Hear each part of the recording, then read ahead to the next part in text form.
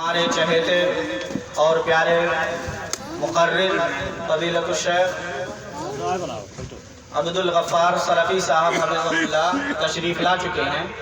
میں ان سے مؤدبانہ گزارش کرتا ہوں کہ وہ اسٹیج پر آئیں اور ہم سامعین کے دل کو محفوظ فرمائیں۔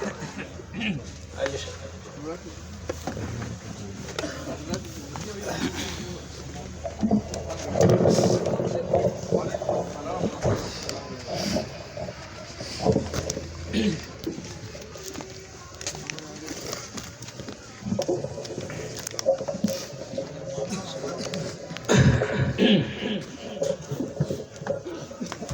السلام علیکم ورحمۃ اللہ وبرکاتہ۔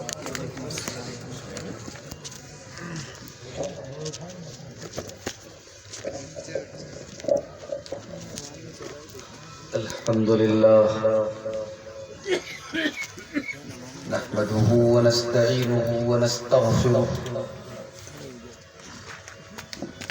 ونعوذ باللہ من شرور انفسنا ومن سیئات اعمالنا من يهده الله فلا مضل له ومن يضلل فلا هادي له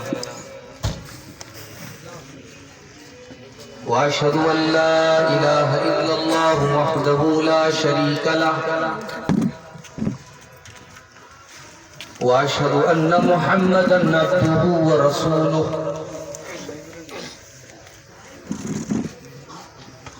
يا أيها الذين آمنوا اتقوا الله حق تقاته ولا تموتن إلا وأنتم مسلمون يا أيها الناس اتقوا ربكم الذي خلقكم من نفس واحدة وخلق منها زوجها وبث منهما رجالا كثيرا ونساء واتقوا الله الذي تساءلون به والأرحام إن الله كان عليكم رقيبا يا أيها الذين آمنوا اتقوا الله وقولوا قولا سديدا يصلح لكم أعمالكم ويغفر لكم ذنوبكم ومن يطع الله ورسوله فقد فاز فوزا عظيما أما بعد فإن خير الحديث كتاب الله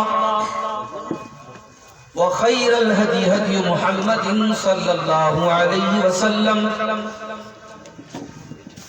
وشر الأمور محدثاتها وكل محدثة بدعة وكل بدعة ضلالة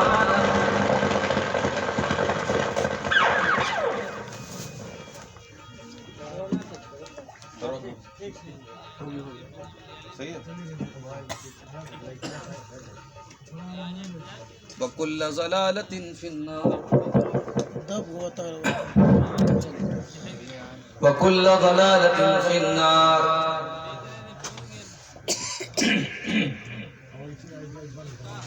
أعوذ بالله من الشيطان الرجيم بسم الله الرحمن الرحيم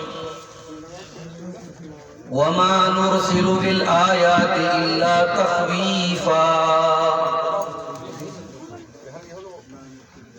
محترم علماء کرام، بزرگوں اور دوستوں، نوجوان ساتھیوں، پردہ نشین ماں اور بہنوں، آج کا یہ پروگرام جو آپ کے اس گاؤں میں چند بھائیوں نے بڑے جوش اور جذبے کے ساتھ رکھا، اللہ کی توفیق سے ہم اور آپ یہاں قرآن و سنت کی باتوں کو سننے کے لیے اکٹھا ہوئے ہیں۔ میری ٹرین کافی لیٹ ہو گئی، اس وجہ سے تھوڑی تاخیر ہو گئی آنے میں۔ بہرحال میں نے آپ کے سامنے قرآن حکیم کے 15ویں پارے کی ایک آیت پڑھی ہے، سورہ بنی اسرائیل۔ اللہ نے فرمایا وَمَا نُرْسِلُ بِالْآيَاتِ إِلَّا تَخْوِيفًا، کہ ہم اپنی نشانیوں کو بھیجتے ہیں خوف پیدا کرنے کے لیے، ڈرانے کے لیے۔ ابھی لیٹسٹ آپ نے خبر سنی ہوگی، ترکی کے اندر اور سیریا کے اندر اور لبنان کے اندر بڑا ہی خطرناک قسم کا زلزلہ آیا، اور سرکاری آنکڑوں کے مطابق 50,000 کے قریب لوگ اب تک اللہ کو پیارے ہو چکے۔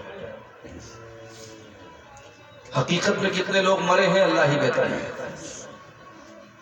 اور جو ویڈیوز آ رہی ہیں وہ دل دہلا دینے کے لیے کافی ہے۔ بڑی بڑی بلڈنگیں، بڑے بڑے شاندار مکان تاش کے پتوں کی طرح ڈھہ رہے ہیں، گر رہے ہیں، بکھر رہے ہیں۔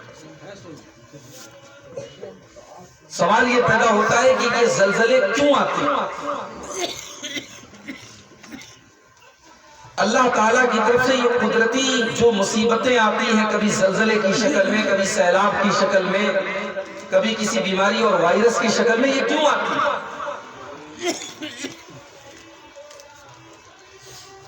جب یہ زلزلے آتے ہیں تو ہمیں اور آپ کو ایک اللہ کی بڑی عظیم نعمت کا بھی احساس ہوتا ہے۔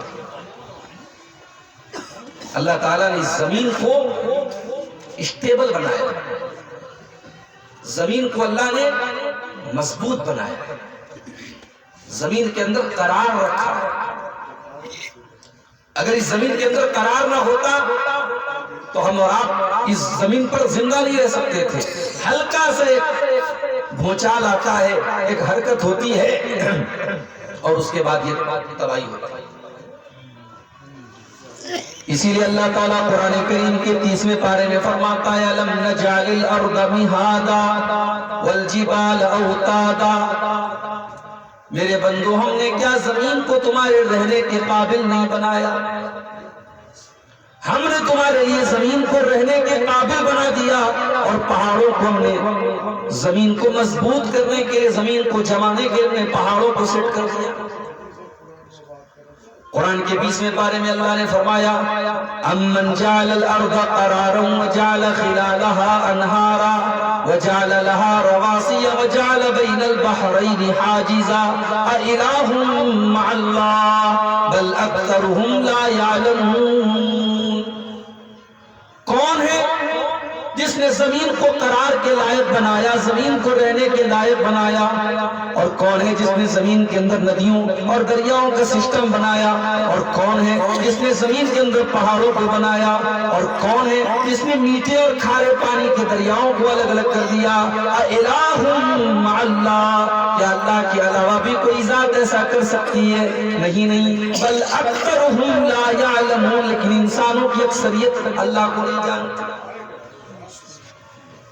تو اللہ کی کتنی بڑی قدرت ہے میرے بھائی کہ اس نے زمین کو ساکت بنایا۔ زمین کو اس نے اس زمین کو ہلکی سی ایک حرکت دے کر کے وہ اپنے بندوں کو یہ پیغام دیتا ہے، یہ میسج دیتا ہے کہ اگر ہم ذرا سی اس حرکت سے ایک ملک تباہ ہو سکتا ہے اور ہزاروں لاکھوں لوگ مر سکتے ہیں، تو سوچو میرے بندو، یہ تو ایک ملک میں زلزلہ آیا، یہ تو چھوٹا موٹا زلزلہ آیا تھا، اس زلزلے کی شدت کا کیا عالم ہوگا جب کسی ایک ملک میں زلزلہ نہیں آئے گا، کسی ایک علاقے میں نہیں آئے گا، بلکہ پوری زمین زلزلے کی زد میں ہوگی اور پوری زمین کو ہلا دیا گیا۔ اذا زلزلت الارض زلزالها واخرجت الارض اثقالها وقال الانسان ما لها، جب پوری زمین کو ہلا دیا جائے گا اور زمین اپنے سارے کے سارے بوجھ نکال دے گی، اور انسان کہے گا اس زمین کو کیا ہو گیا ہے؟ یومئذ تحدث اخبارها، اس دن زمین اپنی خبروں کو بیان کرے گی، زمین بتائے گی کہ زمین کے اوپر کون کون سے کرتوت کیے گئے تھے، کون کون سے گناہ کیے گئے تھے، کون کون سے کام کیے گئے تھے۔ زلزلے کے ویڈیوز آ رہے ہیں، آپ دیکھیے، لوگ ہوٹلوں میں کھانا کھا رہے ہیں، اچانک زمین ہلنے لگی، لوگ سب کچھ چھوڑ چھاڑ کے بھاگے۔ لوگ اپنے گھروں سے نکل کے سڑکوں پر بھاگ رہے ہیں، بچوں کی فکر نہیں، بیوی کی فکر نہیں، ہر انسان کو اپنی جان کی فکر۔ ایک معمولی سے زلزلے کا یہ حال عالم ہے میرے بھائیوں، تو سوچو قیامت کے دن کا زلزلہ کیسا ہے۔ قیامت کے دن کے زلزلے کا نقشہ کھینچا اللہ نے سورہ حج میں۔ یا ایھا الناس اتقوا ربکم ان زلزلۃ الساعۃ شیء عظیم یوم ترونها تذهل كل مرضعة عما ارضعت وتضع كل ذات حمل حملها وترى الناس سکارى وما هم بسکارى ولكن عذاب الله شدید۔ او لوگوں اپنے رب سے ڈرو، بے شک قیامت کے دن کا زلزلہ بڑا خطرناک ہوگا۔ یوم ترونها تذهل كل مرضعة عما ارضعت، اس دن تم دیکھو گے کہ دودھ پلانے والی ماں بھی اپنے بچے سے غافل ہے۔ دنیا میں سب سے زیادہ فکر ہوتی ہے ایک ماں کو اپنے بچے کی، اور جب بچہ دودھ پیتا بچہ ہو تو بچے کے بنا ماں کو اور ماں کے بنا بچے کو قرار نہیں۔ اللہ نے نقشہ بھی کھینچا تو کیا کھینچا، تذهل كل مرضعة عما ارضعت، ہر دودھ پلانے والی ماں اپنے بچے سے غافل ہو گئی۔ وَتَضَعُ كُلُّ ذَاتِ حَمْلٍ حَمْلَهَا، اور حمل والی گربھوتی عورتوں کے، پریگننٹ عورتوں کے حمل ساقط ہو جائیں گے، خراب ہو جائیں گے۔ وَتَرَى النَّاسَ سُكَارَىٰ وَمَا هُمْ بِسُكَارَىٰ، اور لوگوں کے چہروں کے اوپر اتنا ڈر اور خوف ہوگا، ایسا لگ رہا ہوگا کہ لوگ نشے کی حالت میں ہیں، لیکن کوئی نشے کی حالت میں نہیں ہوگا، بلکہ اللہ کا عذاب بڑا دردناک ہوگا۔ یہ زلزلہ ہوگا معمولی سا زلزلہ آیا، انسان اپنے بیوی بچوں کو چھوڑ کے بھاگ گیا، اپنے بینک بیلنس کی فکر نہیں، اپنی تجوری میں رکھے پیسوں کی فکر نہیں۔ قیامت کے دن کا بھی تو یہی حال ہوگا میرے بھائی۔ یوم یفر المرء من اخیہ وامہ وابیہ وصاحبتہ وبنیہ لکل امرئ منہم یومئذ شأن یغنیہ۔ قیامت کے دن انسان اپنی ماں کو دیکھ کر کے بھاگے گا، اپنے باپ کو دیکھ کر کے بھاگے گا، اپنی اولاد کو دیکھ کر کے بھاگے گا، اپنے بھائیوں کو دیکھ کر کے بھاگے گا۔ وہاں تو ہر انسان کو اپنی فکر ہوگی، اپنی جان کی پڑی ہوگی۔ وہاں تو یہ عالم ہوگا کہ انسان اپنا سب کچھ داؤں پہ لگانے کے لیے تیار ہو جائے۔ یود المجرم لو یفتدی من عذاب یومئذ ببنیہ وصاحبتہ واخیہ وفصیلتہ التی تؤویہ ومن فی الارض جمیعا ثم ینجیہ۔ قیامت کے دن مجرم کہے گا، گنہگار کہے گا، اے اللہ میرے بچوں کو لے لے مجھے چھوڑ دے، اے اللہ میری بیوی کو لے لے مجھے چھوڑ دے، اے اللہ میرے بھائی کو لے لے مجھے چھوڑ دے، میرے خاندان کو لے لے مجھے چھوڑ دے، اے اللہ جو کچھ زمین میں ہے تو سب لے لے لیکن مجھے اپنے عذاب سے بچا لے۔ یہ ہوگا قیامت، یہ زلزلے میرے پیارے ساتھی، اس زلزلے کی یاد ہمیں۔ مگر آج کا انسان دنیا دار ہو چکا ہے، ہمارے لیے یہ زلزلے بھی ایک نیوز ہے، خبر ہے، ہم نے ٹی وی پہ دیکھا، ہم نے موبائل پہ دیکھا، ٹھیک ہے۔ ذرا ان کی جگہ اپنے آپ کو رکھو رکھ کے سوچو، بھئی ہم کوئی ایسے تو نہیں کہ ہم بڑے دودھ کے دھلے ہیں، زلزلہ ترکی میں آیا تو ہمارے اوپر نہیں آ سکتا۔ آج وہاں آیا ہے، کل ہماری باری ہے، موت سے کس کو رستگاری ہے، آج اس کی کل ہماری باری ہے۔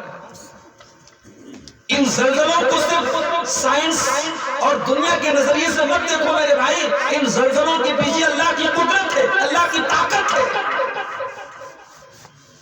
ہم تو مسلمان ہیں نا، ہم تو مومن ہیں نا، ہمارا تو ایمان اور عقیدہ ہے کہ اس کائنات میں ایک پتا بھی اللہ کے حکم کے بغیر نہیں ہے۔ تو کچھ لوگ ایسے ہوتے ہیں جو ان زلزلوں کو صرف دنیاوی نظر سے دیکھتے ہیں، ہمارے نبی نے ہمیں ایسا نہیں سکھایا۔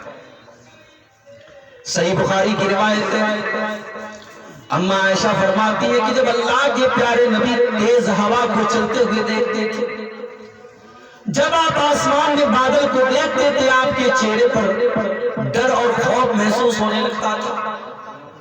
اما عائشہ نے پوچھا، اے اللہ کے رسول، لوگ تو جب آسمان میں بادل دیکھتے ہیں تو خوش ہو جاتے، لوگوں کو امید لگتی ہے کہ اب بارش ہونے والی ہے، جب ہوائیں بہت تیز چلتی ہیں تو لوگ خوش ہو جاتے، چلو موسم بہت اچھا ہو گیا. لیکن اے اللہ کے نبی، میں دیکھتی ہوں کہ جب آسمان میں بادل نظر آتے ہیں، جب ہوائیں چلنے لگتی ہیں، عرفتی وجہکل کراہیہ، اے اللہ کے نبی آپ کے چہرے پر کراہیت کے آثار نمایاں ہو جاتے ہیں. ایسا لگتا ہے کہ آپ کو اچھا نہیں لگ رہا ہے، آپ پریشان ہیں. آخر ایسا کیوں ہے اللہ کے نبی؟ اللہ کے پیارے نبی فرماتے ہیں، یا عائشہ ما یؤمننی ان یکون فیہ العذاب. اے عائشہ، جب ہوائیں چلتی ہیں، جب آسمان میں بادل نظر آتے ہیں، مجھے اس بات کا ڈر محسوس ہوتا ہے کہ اللہ کا عذاب نہ آنے والا ہو. قد عذب قوم برقی. اے عائشہ، تم سے پہلے کی امتوں میں ایسی امتیں بھی گزری ہیں کہ ہواؤں کے ذریعے اللہ نے ان کے اوپر عذاب بھیجا تھا، اور ایسی بھی امتیں تم سے پہلے دنیا میں آئی تھی. آسمان میں بادل نظر آیا اور انہوں نے بادل کو دیکھ کر کے کہا، ھذا عارض ممطرنا، یہ تو بادل ہے جو ہم پر برسنے والا ہے اور بارش ہونے والی ہے. لیکن وہ بادل ان کے لیے آگ کی بارش لے کر کے آیا تھا، ان کے لیے اللہ کا عذاب لے کر کے آیا تھا. اس لیے عائشہ، جب میں ہواؤں کو چلتے ہوئے دیکھتا ہوں، جب میں آسمان میں بادلوں کو دیکھتا ہوں تو میں ڈر جاتا ہوں. یہ ہمارے نبی کی سوچ.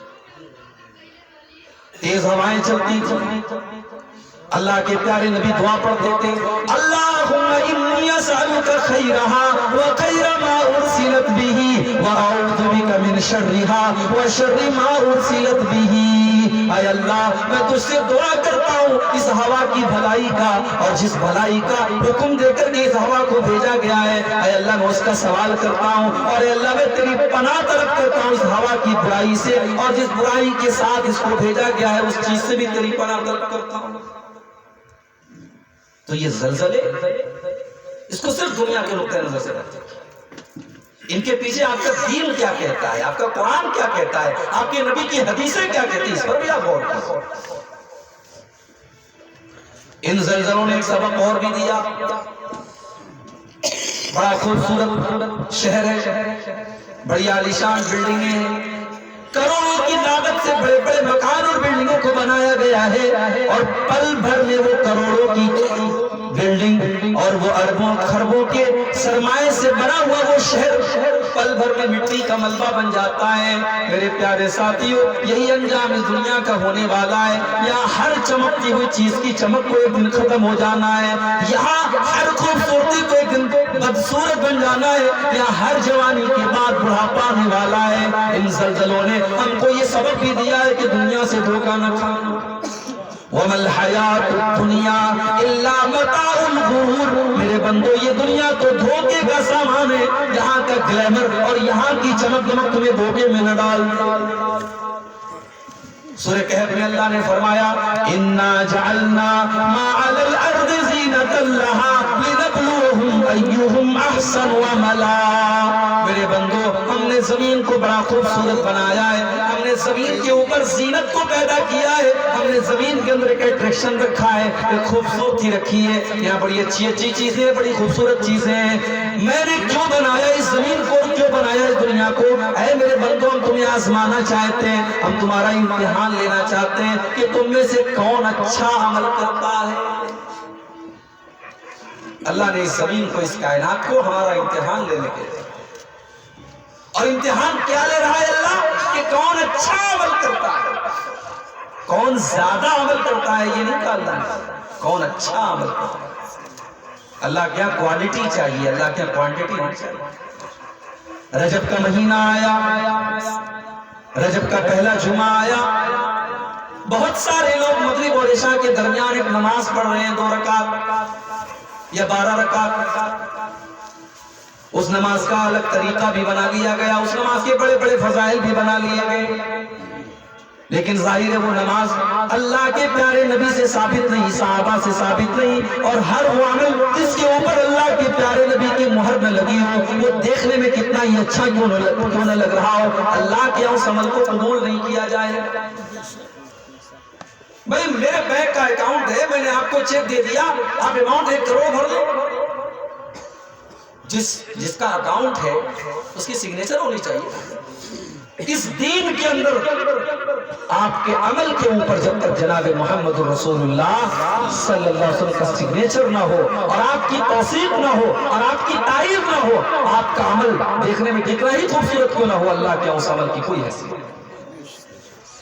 لِيَبْلُوَكُمْ أَيُّكُمْ أَحْسَنُ عَمَلًا، اللہ تعالیٰ نے ہمیں اور آپ کو پیدا کیا ہے تاکہ وہ ہمارا امتحان لے کہ کون اچھا عمل کرتا ہے۔ اور آگے فرمایا وَإِنَّا لَجَاعِلُونَ مَا عَلَيْهَا صَعِيدًا جُرُزًا، میرے بندو اس خوبصورت دنیا کو، اس رنگین دنیا کو ایک دن ہم تباہ کر دینے والے ہیں، ایک دن برباد کر دینے والے ہیں، اور پوری زمین کو ہم چٹیل میدان بنا دینے والے ہیں۔ یہ بڑی بڑی بلڈنگیں بھی ختم ہو جائیں گی، یہ بڑے بڑے پہاڑ بھی روئی کے گالوں کی طرح اڑنے لگیں گے، یہ دریا بھی ختم ہو جائیں گے، یہ سمندر بھی ختم ہو جائیں گے، اور پوری روئے زمین چٹیل میدان کی طرح بن جائیں گے۔ یہ زلزلے ہمیں اور آپ کو بتا رہے ہیں کہ قیامت آنے والی ہے۔ ان زلزلوں کو دیکھ کر ہمارا اور آپ کا ایمان اور مضبوط ہو جاتا ہے قیامت کے اوپر ملتا ہے۔ یہ زلزلے ہمیں بتاتے ہیں کہ دنیا فنا ہو جانے والی ہے، اس دنیا کو پتہ نہیں ہے دنیا فانی ہے۔ اس دنیا کی مثال اللہ تعالیٰ نے قرآن میں کئی طریقے سے بیان کی۔ سورہ کہف کے اندر اللہ نے فرمایا وَاضْرِبْ لَهُم مَّثَلَ الْحَيَاةِ الدُّنْيَا كَمَاءٍ أَنزَلْنَاهُ مِنَ السَّمَاءِ فَاخْتَلَطَ بِهِ نَبَاتُ الْأَرْضِ فَأَصْبَحَ هَشِيمًا تَذْرُوهُ الرِّيَاحُ وَكَانَ اللَّهُ عَلَى كُلِّ شَيْءٍ مُقْتَدِرًا۔ میرے بندو اس دنیا کی مثال تو ایسی ہے جیسے آسمان سے پانی برستا ہے اور زمین سے سبزہ نکلتا ہے، زمین سے پودے نکلتے ہیں، ہرے بھرے پودے دیکھ کر کے انسان خوش ہو جاتا ہے، لیکن ایک دن اس ہرے بھرے پودے کا انجام کیا ہونے والا ہے؟ اس کو کاٹ کر کے پھینک دیا جائے گا، حشیماً، ایک دن وہ بھوسا بھوسا ہو جائے گا، تذروہ الریاح، اور ہواؤں میں اڑ جائے گا۔ اسی طریقے سے دنیا کی ہر خوبصورتی کو ایک دن برباد ہو جانا ہوگا۔ میرے نوجوان ساتھی، آپ کے پاس جوانی ہے، آپ کے پاس طاقت ہے، آپ کے دل کے اندر خواہشات کا سمندر ہے، کچھ بھی کر لو، کون ہاتھ پکڑے گا بھائی؟ کچھ بھی زبان سے بول دو، کسی کو بھی ہاتھ سے مار دو، کہیں پر بھی اپنی زبان کا غلط استعمال کر لو، اپنی آنکھوں کا غلط استعمال کر لو، ظاہر ہے اللہ نے جوانی تو دی، آپ کو طاقت تو دی، مگر ایک دن یہ جوانی ختم ہو جائے گی۔ کر عبادت خدا کی جوانی میں تو، کر عبادت خدا کی جوانی میں تو، کل بڑھاپا تیرے سر پہ آ جائے گا، قوت دست و پا ختم ہو جائے گی، پھر عبادت کا کوئی بھروسہ نہیں۔ ایک دن انسان کی طاقت ختم ہو جائے گی، یا تو انسان مر جائے گا یا زندہ بھی رہے گا تو وہ طاقت نہیں رہے گی جو 20 سال اور 25 سال کی عمر اس کے اندر۔ یہ جوانی ہمیشہ نہیں رہے گی، اس لیے اس جوانی کو منمانی طریقے سے مت گزارو میرے بھائی۔ آج ہماری مائیں بہنیں ہیں، ایک لڑکی جب جوان ہوتی ہے، خوبصورت ہوتی ہے، اسے اپنی خوبصورتی کا بڑا احساس ہوتا ہے، وہ آئینے کے سامنے کھڑی ہو کر کے گھنٹوں اپنے آپ کو نہارتی ہے، وہ گھر سے جب نکلتی ہے تو اس کا دل چاہتا ہے کہ میں اپنے حسن کی نمائش کروں۔ نہیں، ایک مسلمان عورت کو ہمیشہ یہ بات یاد رکھنا چاہیے کہ اللہ تعالیٰ نے اسے بڑا قیمتی بنایا ہے، اور قیمتی خزانے کے دروازے چوروں کے لیے کھلے رہتے ہیں، قیمتی خزانوں کے دروازے شہزادوں کے لیے۔ اللہ تعالیٰ نے ایک عورت کی عزت و آبرو کو بڑا قیمتی قرار دیا ہے میرے پیارے ساتھیوں۔ اللہ کے پیارے نبی فرماتے ہیں الدنیا کلھا متاع وخیر متاع الدنیا المرأۃ الصالحہ، دنیا کی سب سے قیمتی دولت ایک نیک عورت ہے، جو نیک ہو جائے، جو دیندار ہو جائے، جو شرعی پردے کو اپنا لے، جو اسلامی شرم و حیا کو اپنا لے، وہ دنیا کی سب سے قیمتی دولت ہے۔ اور عورتوں کے لیے تو جنت میں جانا بڑا آسان قرار دے دیا اللہ کے نبی۔ عورتیں اگر پوچھیں کہ بھائی ہم کو جنت میں کیسے جانا ہے، نبی نے فرمایا 4 کام کر لو جنت میں چلو، صرف 4 کام کرو۔ ایوم امرأة صلت خمسها وصامت شهرها واحسنت فرجها واطاعت زوجها دخلت من اي ابواب الجنة شاءت.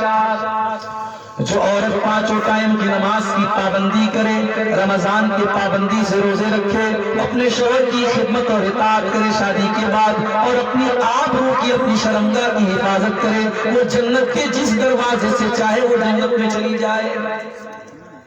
اتنا آسان کر دیا اللہ کے نبی نے جنت. لیکن آج شیطان نے اس عورت کو بے نقاب اور بے پردہ کر دیا. آج عورت کو شیطان نے اپنا ایک آلہ بنا دیا. یہ بے پردہ ہو کر کے، بے حیا ہو کر کے جب سڑک پر چلتی ہے تو خود بھی گنہگار ہوتی ہے اور دوسروں کو بھی گنہگار کرتی ہے. اسی لیے اللہ کے نبی فرماتے ہیں المرأۃ عورت چھپانے کی چیز ہے، عورت پردے میں رہنے کی چیز ہے. اذا خرجت جب یہ بے پردہ ہو کر کے نکلتی ہے استشرف الشیطان تو شیطان اس کے پیچھے لگ جاتا ہے. اسی لیے اللہ کے نبی نے فرمایا لا يخلون الرجل بامرأة الا وثالثهما الشیطان.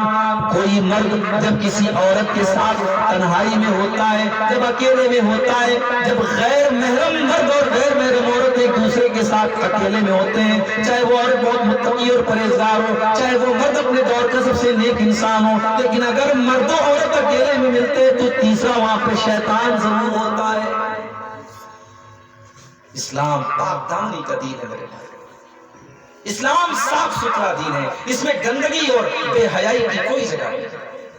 اسلام غیرت کا دین ہے اور ہمارا رب غیرت والا ہے. ہمارا رب بالکل پسند نہیں کرتا کہ اس کی زمین پر زنا کیا جائے، اس کی زمین پر بدکاری کی جائے. ایک صحابی تھے حضرت سعد ابن عبادہ، بڑے غیرت والے صحابی تھے. آج تو ہماری غیرت مر گئی.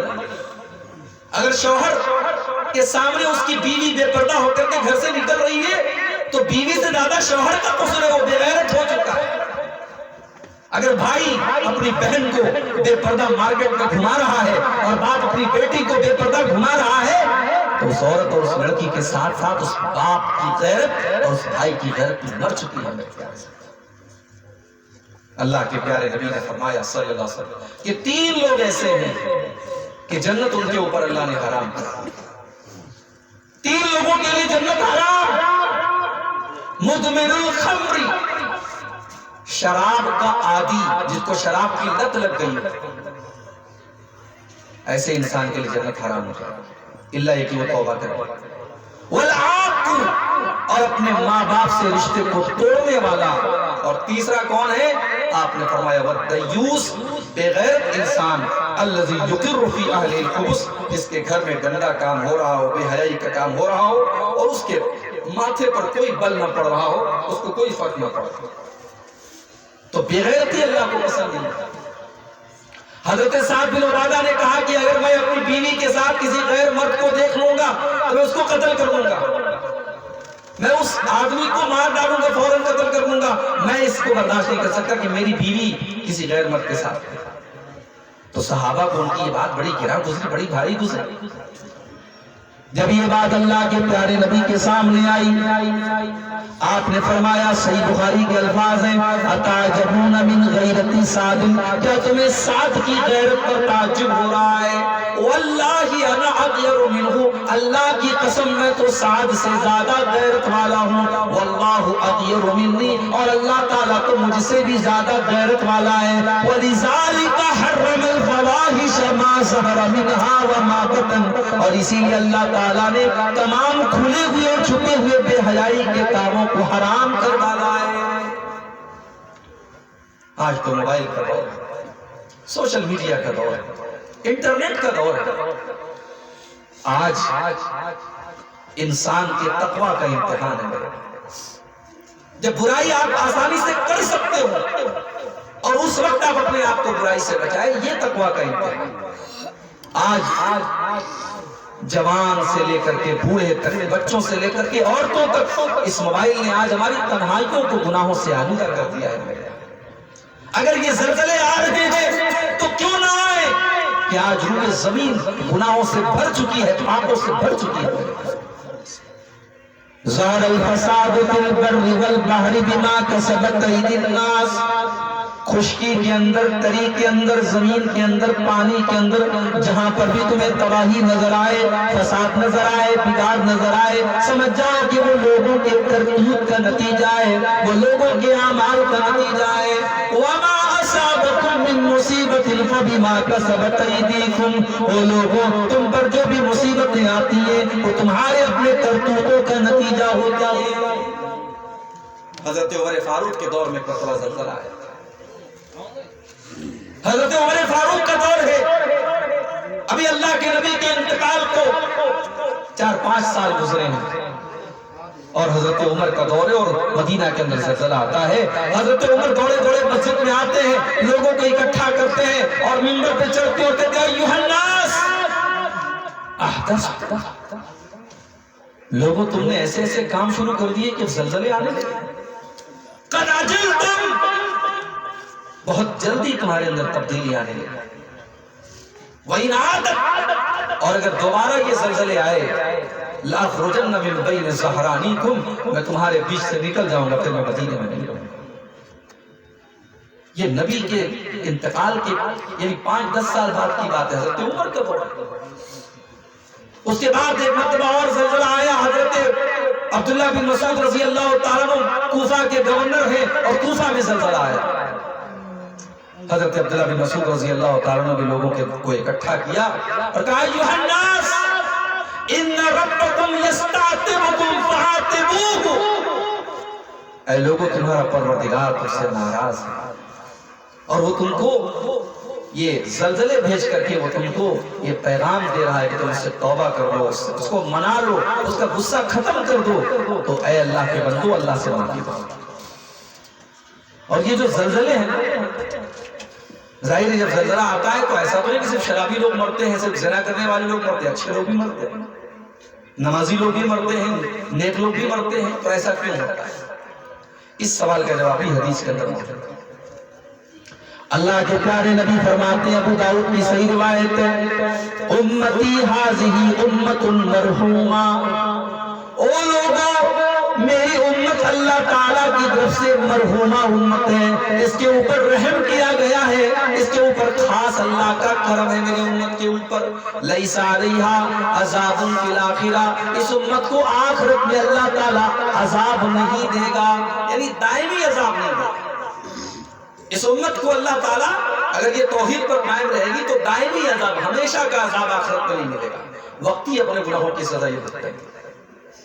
لیس علیہا عذاب فی الآخرہ، آخرت میں اس کے اوپر عذاب نہیں آئے گا، وہ عذابھا فی الدنیا، دنیا میں ان کے اوپر عذاب آئے گا، 3 طریقے سے آئے گا، الفتن والزلازل والقتل، فتنے بہت زیادہ پیدا ہوں گے، زلزلے بہت زیادہ آئیں گے، اور قتل اور خون خرابہ بہت زیادہ۔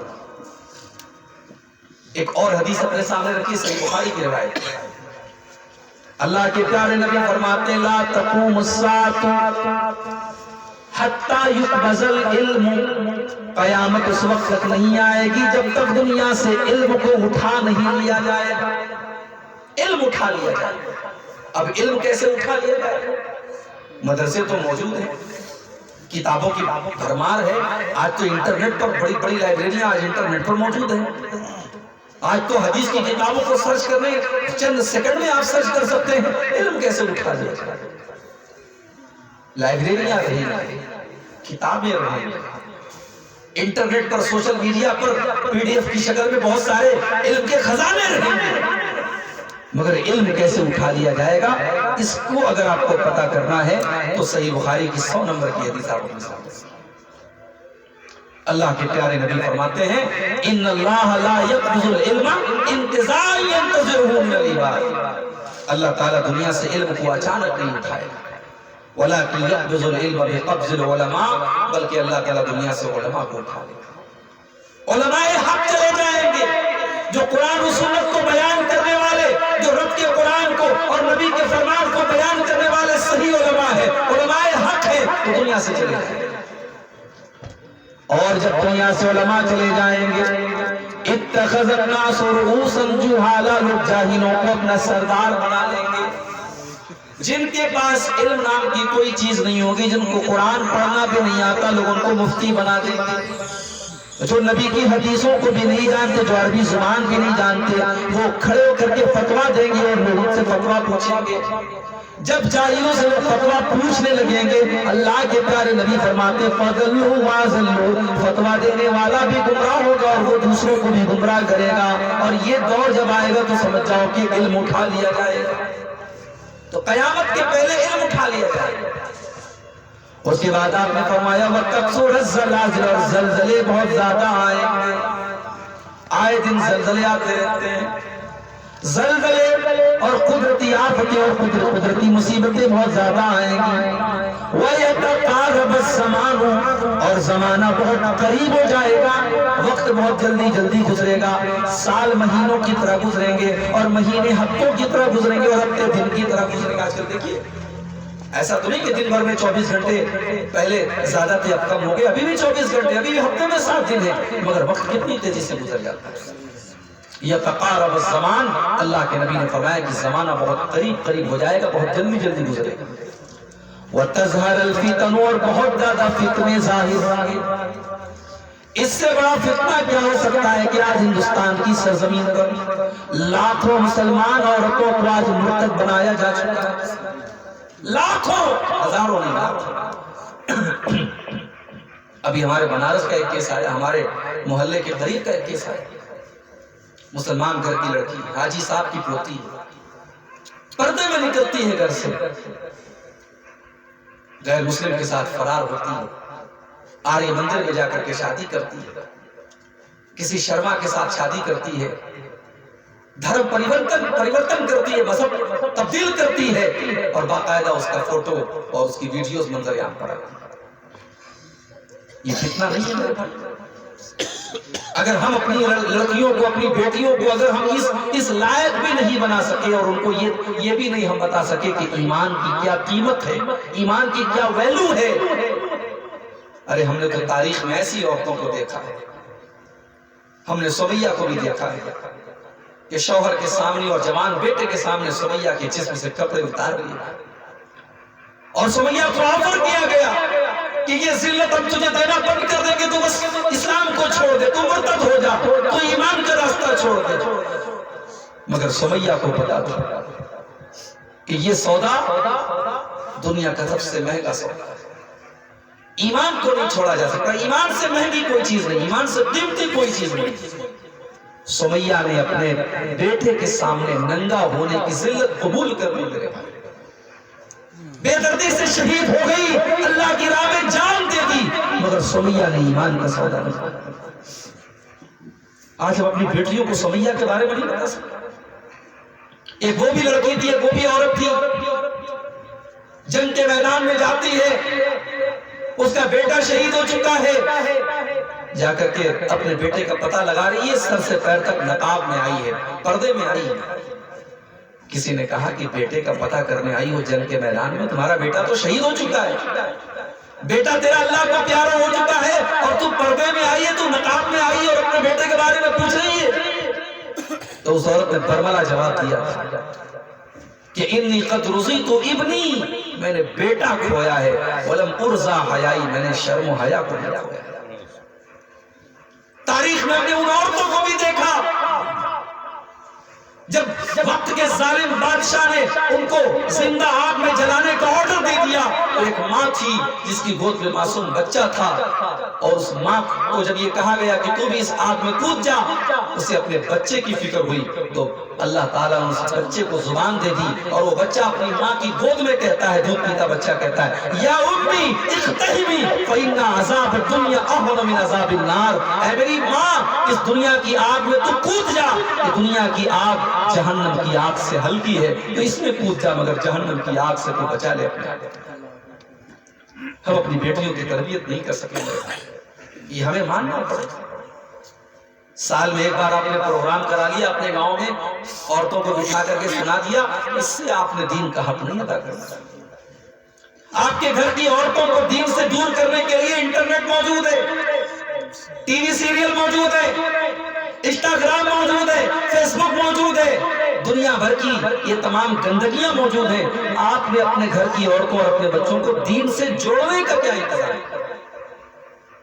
ہم نے تو فتوے لگا کے رکھ دیے صاحب، ہماری عورتیں دنیا جہان میں جا سکتی ہیں، مسجد میں جمعہ کے خطبے میں امام صاحب بڑی محنت کر کے تیاری کر کے آدھا گھنٹے کی نصیحت کر رہے ہیں، تقریر کر رہے ہیں، ہم نے فتوے لگا دیے، پابندی لگا دی صاحب ہماری عورتیں مسجد میں نہیں جا سکتی۔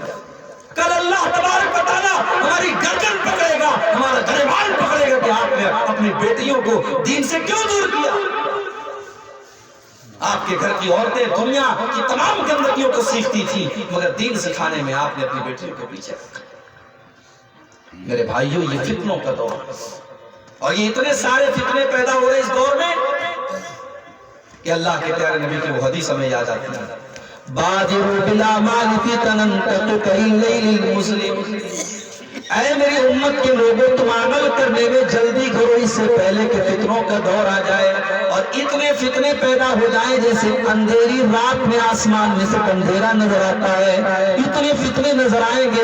یصبح الرجل مؤمنا ویمسی کافرا، صبح کو انسان مسلمان ہوگا لیکن شام ہوتے ہوتے کافر ہو جائے گا، شام کو مسلمان ہوگا اور صبح ہوتے ہوتے وہ کافر ہو جائے گا۔ فتنوں کا دور ہوگا، اللہ ہم سب کی حفاظت فرمائے۔ میرے پیارے ساتھیوں، وَتَظْهَرَ الْفِتَنُ، اللہ کے نبی نے فرمایا قیامت کے پہلے فتنے بہت زیادہ ظاہر ہوں گے۔ اور آگے آپ نے فرمایا وَيَكْثُرَ الْحَرْجُ، اور بہت زیادہ قتل و خون خرابہ ہوگا، ذرا ذرا سی بات پر مرڈر ہو جائے۔ ابھی ہمارے بنارس میں پچھلے مہینے کیس ہوا، 5-6 سال کا معصوم بچہ گھر سے نکلتا ہے اور اس کے بعد لاپتہ ہو جاتا ہے۔ 2 روز کے بعد اس کی لاش کے ٹکڑے بڑے بڑے بیگوں میں بھر کر کے بنارس کے علاقے میں پائے جاتے ہیں، اور جب سی سی ٹی وی کیمرے کو چیک کیا گیا اور بچے کا قاتل جب پکڑا گیا تو وہ کہتا ہے کہ یہ بچہ جو ہے یہ میرا مذاق اڑاتا تھا، یہ میرے اوپر آوازیں کستا تھا، میرا مذاق اڑاتا تھا، اس لیے میں نے قتل کیا۔ اب یہ تو پولیس کا کیس ہے، پولیس جانچ کر رہی ہے، لیکن آپ سوچئے کہ آج انسان کس حد تک گر چکا ہے، چھوٹے چھوٹے بچے اور بچیوں کو قتل کر دیا جا رہا ہے۔ اللہ کے نبی نے فرمایا قیامت کے پہلے دور آئے گا کہ بہت زیادہ قتل و خون خرابہ کیا جائے گا۔ لیکن ہاں میرے بھائی، یہ جو زلزلے ہم دیکھ رہے ہیں، ان زلزلوں میں جو لوگ اللہ کو پیارے ہوئے ہیں، جو مسلمان، جو اہل توحید اس میں انتقال کر گئے ہیں، وہ شہید کا درجہ رکھتے ہیں۔ جو زلزلے میں کسی مکان کی بلڈنگ کے نیچے دب کے مر جائے وہ شہید کا درجہ رکھتا ہے۔ اللہ کے پیارے نبی نے فرمایا الشہداء 5، 5 لوگ ایسے ہیں جو شہید ہیں۔ المطعون، جو طاعون کی بیماری میں انتقال کر جائے وہ شہید ہے۔ والمبتون، جو پیٹ کی بیماری میں انتقال کر جائے وہ شہید ہے۔ والغریق، جو ڈوب کے مر جائے وہ شہید ہے۔ وصاحب الحدم، اور جو کسی چیز سے دب کے مر جائے وہ بھی شہید ہے۔ والشہید فی سبیل اللہ، اور جو اللہ کی راہ میں جہاد کرتے ہوئے شہید ہوا وہ بھی شہید ہے۔ تو یہ شہادت کی موت ملی ہے جو اہل ایمان اور اہل توحید ان زلزلوں میں اللہ کو پیارے ہوئے ہیں۔ ہم ان کے حق میں دعا بھی کریں، اللہ ان کی نیکیوں کو قبول کرے اور اللہ ان کے گھر والوں کو صبر عطا فرمائے۔ اور ایک مسلمان ہونے کے ناطے جب اس طریقے کی کوئی مصیبت ہم دیکھیں، اور خاص طور سے وہ مصیبت ہمارے اپنے اہل ایمان بھائیوں کے ساتھ ہو رہی ہے، تو اس کی تکلیف کو بھی ہم محسوس کریں، ان کی جگہ ہم اپنے آپ کو رکھ کے سوچیں۔ ان کے بچے یتیم ہو گئے، کل ہمارے بچے بھی یتیم ہو سکتے ہیں۔ ان کی عورتیں بیوہ ہو گئی، کل ہماری عورتیں بھی بیوہ ہو سکتی ہیں۔ ہم ان کی جگہ اپنے آپ کو رکھ کے سوچیں، ان کے درد کو اپنا درد سمجھیں۔ اللہ کے پیارے نبی صلی اللہ علیہ وسلم فرماتے ہیں مثل المؤمنین فی توادہم وتعاطفہم وتراحمہم کمثل الجسد الواحد۔ مسلمانوں، تم ایک دوسرے کے اتنے ہمدرد بن جاؤ، اتنی محبت کرنے والے بن جاؤ، اتنا ساتھ دینے والے بن جاؤ، جیسے انسان کا جسم ہوتا ہے، جیسے انسان کا شریر ہوتا ہے۔ اذ اشتکا منہ عضو تداعی لہ سائر الجسد بالسہر والحمى، اگر انسان کے بدن کا کوئی ایک حصہ بھی اگر بیمار پڑتا ہے تو پورا کا پورا بدن بے چین ہو جاتا ہے، اور رات رات بھر انسان کو نیند نہیں آتی۔ جیسے انسان کی پوری باڈی ایک دوسرے کے ساتھ جڑی ہوئی ہے، ہر مسلمان دوسرے مسلمان کے ساتھ جڑا ہوا ہونا چاہیے، کنیکٹڈ ہونا چاہیے۔ آج ہماری صفوں میں اتحاد کی ضرورت ہے، آج اس ملک کے جو حالات ہیں، ہمیں اور آپ کو اپنے مسلکی اختلافات سے قطع نظر ایک قوم کی حیثیت سے ہمیں اور آپ کو ایک ہونے کی ضرورت ہے میرے پیارے ساتھی۔ اللہ کے پیارے نبی نے فرمایا المومن للمومن کالبنیان یشد بعضہ بعضا، مسلمان کے لیے تو ایک بلڈنگ کی طرح ہوتا ہے، ایک عمارت کی طرح ہوتا ہے، اس کا ایک حصہ دوسرے حصے کو تقویت دیتا ہے۔ تو ہم ان کے حق میں ان کی مدد بھی کریں۔ ترکی میں اتنی بڑی مصیبت آئی، دنیا کے تمام ممالک ان کی مدد کر رہے ہیں۔ سعودی عرب اور ترکی کے درمیان بڑی اختلافات کی باتیں کہی جاتی ہیں، لیکن سعودی عرب نے بھی آگے بڑھ کر کے بڑی مدد کی ہے، اور ترکی کے صدر کا بیان بھی آیا ہے اردوغان صاحب کا کہ ہماری مدد کرنے میں سعودی عرب بہت آگے ہے۔ ہم سے بھی جو ہو سکے ہم مدد کریں، کرنے کی کوشش کریں، اور کچھ نہیں کر سکتے تو کم سے کم ان کے حق میں دعا کریں، اللہ ان کے ساتھ آسانی کا معاملہ فرمائے۔ اور ایک آخری بات میرے پیارے ساتھ، اس وقت شادی بیاہ کا سیزن بھی چل رہا ہے، ہمارے مسلمانوں میں شادیاں اس وقت بڑے زوروں سے ہو رہی ہیں، ہمیں اپنی شادیوں کی بھی اصلاح کرنے کی ضرورت ہے۔ اگر ہم نماز میں اس بات کا دھیان رکھتے ہیں کہ ہمیں ہاتھ کہاں باندھنا چاہیے، ہمیں سورہ فاتحہ پڑھنی چاہیے کہ نہیں پڑھنی چاہیے، ہمیں تحیات کیسے پڑھنی چاہیے، ہمیں درود شریف کیسے پڑھنا چاہیے، اگر ہم اپنی نماز کو نبی کے طریقے کے مطابق کرنے کی کوشش کرتے ہیں تو ہمیں اپنے شادی بیاہ کو بھی نبی کے طریقے کے مطابق کرنا چاہیے۔ آج ہمارے یہاں کی شادیاں صرف نکاح کا خطبہ ہوتا ہے جو اسلام والا ہوتا ہے، باقی سب غیر اسلامی ہوتا ہے۔ وہ بے حیائی، وہ ناچ گانا، وہ بے پردگی، وہ فضول خرچی اللہ کی پناہ، اور اس کا نتیجہ یہ ہے کہ ہم نے شادی کو اتنا بوجھل بنا دیا، اتنا بھاری بنا دیا کہ غریب آدمی کے لیے شادی بہت بڑا مسئلہ ہے۔ خاص طور سے بیٹیوں کا جو غریب باپ ہے، اس کی غریب باپ کی بیٹیاں تو اس کے سینے کا بوجھ بن گئی، اس کے دماغ کی ٹینشن بن گئی، وہ تو بیچارہ وقت کے پہلے بوڑھا ہو جاتا ہے۔ میرے بھائیوں، ان رسم و رواج کو توڑنے کی ضرورت ہے۔ شادی بیاہ کو آسان کرو، جیسی شادیاں نبی کے دور میں ہوتی تھی، جیسے صحابہ کے دور میں ہوتی تھی، سنت کے مطابق، سادہ طریقے سے، آسان طریقے سے۔ اور جب آپ سنت کے مطابق نکاح کریں گے تو اس نکاح میں برکت پیدا ہوگی۔ یہ جو گھروں میں جھگڑے ہو رہے ہیں نا، ساس کے بہو کے جھگڑے، نند اور بھابھی کے جھگڑے، دیورانی کے جٹانی کے جھگڑے، یہ برکت کیوں ختم ہو گئی؟ یہ جھگڑے کیوں ہیں؟ کیونکہ بنیاد خراب ہے میرے بھائی۔ ہم تو رشتہ دیکھنے جاتے ہیں، ہماری مائیں جب اپنے گھر کے لیے بہو دیکھنے جاتی ہیں تو کیا دیکھتی ہیں؟ یہ دیکھتی ہیں کہ سامنے والی جو پارٹی ہے، لڑکی کے گھر والے، وہ پیسے والے ہیں کہ نہیں، ان کا مکان عالی شان ہے کہ نہیں، ان کا بزنس کتنا بڑا ہے، ان کی زمین جائیداد کتنی بڑی ہے، پھر وہ لڑکی کتنی خوبصورت ہے، ہم تو یہی سب دیکھتے ہیں۔ اللہ کے پیارے نبی نے فرمایا صلی اللہ علیہ وسلم، تنکح المرأۃ لأربع، جب عورت کا نکاح ہوتا ہے تو 4 چیزیں اس کے اندر دیکھی جاتی ہیں، لمالہا ولحسبہا ولجمالہا ولدینہا۔ یہودی مال دیکھتے تھے، عیسائی خوبصورتی دیکھتے تھے، عرب کے اندر لوگ خاندان اور برادری دیکھتے تھے۔ ہمارے یہاں برادری کا بھی بڑا مسئلہ ہے، برادری کا اتنا بڑا مسئلہ ہے کہ اللہ کی پناہ سب اچھا ہے، لڑکا دیندار ہے، مگر ہماری برادری کا نہیں تو صاحب ہم رشتہ نہیں کر سکتے، ہم شادی نہیں کر سکتے۔ چلو یہاں تک تو تھا، ٹھیک تھا کہ ہم اپنی برادری کے باہر شادی نہیں کرتے، ہم نے اپنی برادری کو اعلیٰ اور دوسری برادری کو حقیر سمجھنا شروع کر دیا۔ یہ بھی بہت بڑے مسئلے کی جڑ ہے۔ نبی نے حضرت بلال سے تو کبھی نہیں پوچھا تمہاری برادری کیا ہے، ان کو اللہ کے نبی نے اپنی مسجد کا مؤذن بنایا، ان سے برادری تو نہیں پوچھی اللہ کے نبی۔ حضرت صہیب رومی رضی اللہ تعالیٰ اور روم سے آئے، نبی کے صحابی ہیں، نبی کے ساتھ ساتھ چلتے ہیں، نبی نے ان سے کبھی برادری تو نہیں پوچھی۔ اسلام برادری واد اور جاتی واد کے سسٹم سے بہت اونچی چیز ہے میرے بھائی۔ یہ برادریاں اور یہ جات پات ہم نے بنائی ہے، یہ اللہ نے نہیں بنائی ہے۔ ہم سب کا شجرہ آگے جا کر کے حضرت آدم تک پہنچتا ہے، ہم ایک ہی باپ کی سنتان ہیں۔ یہ برادریاں اور یہ خاندان اور یہ نام، یہ ٹائٹل یہ ہم نے لگائے ہیں، ان کی بنیاد پر کوئی اعلیٰ اور کوئی کمزور، کوئی حقیر اور کوئی عظیم نہیں ہے۔ اللہ کے یہاں اگر کسی کا درجہ اور مقام ہے تو تقویٰ کی بنیاد پر۔ تو جات پات سے اوپر اٹھو میرے بھائی، اپنی برادری کو اعلیٰ اور دوسری برادریوں کو حقیر سمجھنا یہ جہالت ہے، یہ تعصب ہے، اس تعصب کو اپنے دماغ سے نکال دو۔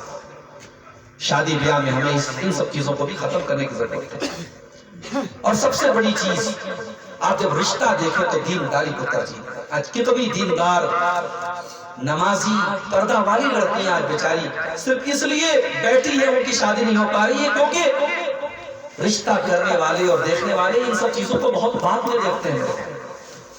دینداری کو کون دیکھتا ہے؟ اللہ کے نبی نے اپنی چاروں بیٹیوں کی شادی دینداری دے کر کی۔ آپ نے اپنی سب سے لاڈلی بیٹی حضرت فاطمہ کا نکاح حضرت علی کے ساتھ کیا، جبکہ آپ جانتے تھے کہ حضرت علی بہت غریب ہے، بہت کمزور ہے، ان کے پاس کوئی قابل ذکر کام دھندا بھی نہیں تھا، لیکن اللہ کے نبی نے حضرت علی کا کردار اور کریکٹر دیکھ کر کے اپنی سب سے محبوب بیٹی کی شادی کی۔ نبی نے دینداری کو دیکھا اور نبی نے اپنی امت کو حکم دیا، فَاظْفَرْ بِذَاتِ الدِّينِ، دیندار عورت کو اپنے گھر میں لے کے آؤ، تم کامیاب ہو جاؤ۔ اور دیندار عورت سے بڑا خزانہ کوئی نہیں ہے میرے پیارے بھائی۔ اللہ کے پیارے نبی سے پوچھا گیا کہ کون سا خزانہ اپنے گھر میں اکٹھا کریں؟ نبی نے فرمایا کہ 3 چیزوں کو تم خزانہ بنانا، لِيَتَّخِذْ أَحَدُكُمْ قَلْبًا شَاكِرًا وَلِسَانًا ذَاكِرًا وَزَوْجَةً مُؤْمِنَةً تُعِينُهُ عَلَىٰ أَمْرِ الْآخِرَةِ۔ تم کو اگر خزانہ بنانا ہے تو 3 چیزوں کو بنا لو، اپنے سینے کے اندر شکر ادا کرنے والا دل پیدا کر لو، اپنے منہ کے اندر اللہ کا ذکر کرنے والی زبان پیدا کر لو، اور ایسی مومن بیوی اپنے گھر میں لاؤ جو اللہ کے دین کے کاموں میں تمہاری مدد کرے۔ دیندار رشتوں میں دینداری کو ترجیح دو میرے بھائی۔ اگر آپ کی شادی ہو چکی ہے تو اپنی بیوی کو دیندار بناؤ۔ حضرت زکریا علیہ السلام کی بیوی کچھ زبان کی دراز تھی، کچھ زبان کی تیز تھی، اللہ نے قرآن میں فرمایا وَأَصْلَحْنَا لَهُ زَوْجَهُ، ہم نے زکریا کی بیوی کو درست کر دیا۔ اپنے بیوی اور بچوں کی درستی کی دعا کرو، اور بڑی اچھی دعا اللہ نے قرآن میں ہمیں سکھائی، ربنا هب لنا من ازواجنا وذرياتنا قرۃ اعین واجعلنا للمتقین اماما، کہ اے اللہ ہمارے بیوی بچوں کو ہماری آنکھوں کی ٹھنڈک بنا دے، اور اے اللہ ہمیں متقیوں کا امام بنا دے۔ جب بھی دعا کے لحاظ اٹھاؤ یہ دعا پڑھ لیا کرو، اس دعا سے انشاءاللہ آپ کے بیوی بچوں کے اندر اگر دینداری میں کمی ہوگی اللہ اس کو دور کرے گا اور آپ کے بیوی بچوں کو دیندار بنائے گا۔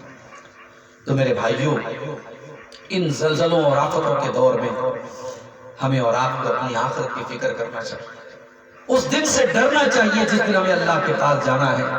اللہ کے نبی کے اوپر آخری آیت جو نازل ہوئی تھی، اس آیت کے نازل ہونے کے بعد آپ 8 یا 9 دن تک زندہ رہے، وہ کون سی آیت تھی؟ وہ سورہ بقرہ کی آیت تھی، وَاتَّقُوا يَوْمًا تُرْجَعُونَ فِيهِ إِلَى اللَّهِ، اس دن سے ڈرو جس دن تم اللہ کی طرف لوٹ کر کے جاؤ گے، ثُمَّ تُوَفَّىٰ كُلُّ نَفْسٍ مَا كَسَبَتْ، اور پھر اس کے بعد ہر نفس کو اس کے عمل کا پورا پورا بدلہ دیا جائے گا، وَهُمْ لَا يُظْلَمُونَ، اور کسی کے ساتھ کوئی ظلم نہیں ہوگا۔